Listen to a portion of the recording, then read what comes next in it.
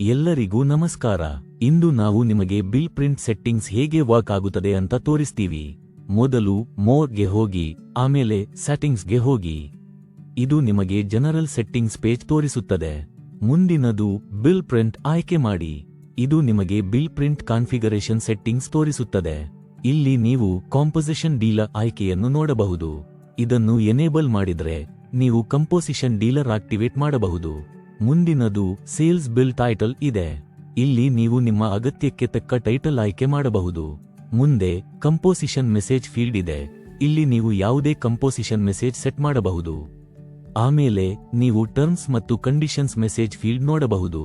ಇಲ್ಲಿ ನೀವು ಟರ್ಮ್ಸ್ ಮತ್ತು ಕಂಡೀಷನ್ಸ್ ಮೆಸೇಜ್ ಬದಲಾಯಿಸಬಹುದು. ಅದಾದ ಮೇಲೆ ನೀವು ಬಿಲ್ QR ಕೋಡ್ ಲಿಂಕ್ ಅಥವಾ ಟೆಕ್ಸ್ಟ್ ಫೀಲ್ಡ್ ನೋಡಬಹುದು. ಇದು ನೀವು bill QR code link set ಮಾಡೋ ಜಾಗ. ಅದಕ್ಕೆ ಹತ್ತಿರ ನೀವು bill QR code message field ನೋಡಬಹುದು. ಇದು ನೀವು bill QR code message set ಮಾಡೋ ಜಾಗ. ನೀವು ಸೆಲ್ಸ್ ಬಿಲ್ ಡ್ಯುಯಲ್ ಕಾಪಿ ಬೇಕಾದ್ರೆ ಈ ಆಯ್ಕೆಯನ್ನು ಎನೇಬಲ್ ಮಾಡಿ ಡ್ಯುಯಲ್ ಕಾಪಿ ಜನರೇಟ್ ಆಗುತ್ತೆ. ಮುಂದಿನದು ಕಸ್ಟಮೈಸ್ ಮಾಡಿದ ಪ್ರಿಪ್ರಿಂಟ್ ಬಿಲ್ ಆಯ್ಕೆ ಇದೆ. ಇದನ್ನು ಎನೇಬಲ್ ಮಾಡಿದ್ರೆ ನೀವು ನಿಮ್ಮ ಇಷ್ಟದ ಪ್ರಿಪ್ರಿಂಟೆಡ್ ಟೆಂಪ್ಲೇಟ್ ಆಯ್ಕೆ ಮಾಡಬಹುದು. ಮುಂದಿನದು ನೀವು A4 ಅಥವಾ A5 ಪ್ರಿಂಟ್ ಕಾನ್ಫಿಗರ್ ಮಾಡಬಹುದು.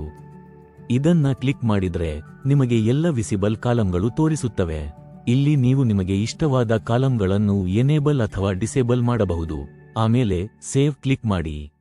ಅದೇ ರೀತಿ ನೀವು 3 ಇಂಚ್ ಅಥವಾ 4 ಇಂಚ್ ಬಿಲ್ ಕಾನ್ಫಿಗರೇಷನ್ ಮಾಡಬಹುದು. ಮುಂದಿನದು show on terms and conditions ಆಯ್ಕೆ ಇದೆ. ನೀವು GST ಕಾಂಪ್ಯಾಕ್ಟ್ ವ್ಯೂ ಆಯ್ಕೆ ಮಾಡಬಹುದು. ಇದನ್ನು ಎನೇಬಲ್ ಮಾಡಿದ್ರೆ ಕಂಪೋಸಿಷನ್ ಮೆಸೇಜ್ ತೋರಿಸುತ್ತೆ. QR ಕೋಡ್ ಹೈಡ್ ಮಾಡಬಹುದು ಅಥವಾ ಬಿಲ್ಲರ್ ಹೆಸರು ತೋರಿಸಬಹುದು.